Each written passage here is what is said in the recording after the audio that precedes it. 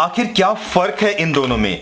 आप में से ही किसी ने मुझसे ये पूछा था कि इन दोनों में सर फर्क बताइए। तो चलिए मैं आपको बताता हूं इन दोनों में फर्क क्या है। सबसे पहले जो विजिबल आपको बिल्कुल नजर आ रहा होगा वो ये कि इस वाले केस में ये जो 3 है यानी कि क्यूब है वो इस माइनस के लिए भी है और 5 के लिए भी है, जबकि इस वाले केस में ये क्यूब सिर्फ इस 5 के लिए है जबकि ये माइनस के लिए नहीं है। इस चीज को अच्छी तरीके से आप नोट कर लीजिएगा। लेकिन ये बात भी अजीब है, जब दोनों को आप सिंप्लीफाई करोगे ना तो रिजल्ट दोनों ही केस में सेम आएंगे, लेकिन सेम आने का वजह कुछ और है। चलिए मैं आपको एक्सप्लेन करके भी बता देता हूं। देखो प्यारे बच्चों, क्योंकि -5 पे पावर 3 है तो इस वाली क्वांटिटी को आपको 3 बार लिख लेना होगा, कुछ ऐसे। देखो इस चीज को मैंने लिख दिया।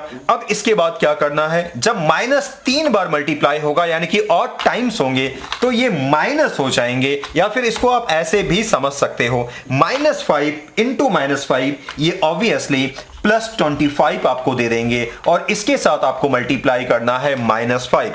और इन दोनों को जब आप मल्टीप्लाई करोगे, यहां एक ब्रैकेट ऐसे आप दे सकते हो, और +25 -5 तो 25 5 जा 125, और इन दोनों को सिंप्लीफाई करके आप एक माइनस लिखोगे, क्योंकि जब माइनस एक बार होता है तो ये माइनस आपको लिखना होता है। वहीं अगर इस तरफ जब आप देखोगे तो इसे आप कुछ ऐसे लिखोगे, माइनस और 5 को आपको 3 बार लिखना होगा, कुछ ऐसे। और इसमें तो कोई डाउट है ही नहीं, 5 इंटू 5 इंटू 5 125। तो देखा आपने, रिजल्ट दोनों ही केसेस में सेम आए, लेकिन ये सेम रिजल्ट आने का वजह अलग अलग था। और आपको ये अजीब नहीं लग रहा है तो मैं आपको बता दूं, -5 टू दी पावर अगर आप 4 लिखोगे और इस तरफ कुछ ऐसे -5 टू दी पावर 4 यानी कि यहां होल में 4 लिखोगे और यहां ऐसे, तो इस वाले केस में आंसर अलग अलग आएंगे। चलिए मैं आंसर भी बता देता हूं। जब इसे आप सिंप्लीफाई करोगे तो रिजल्ट मिलेगा +625, और इस वाले केस को जब आप सिंप्लीफाई करोगे तो रिजल्ट मिलेगा -625। तो आई होप ये चीज आप समझ गए होंगे, थोड़ा डेप्थ पे जाकर के स्टडी कर लीजिएगा।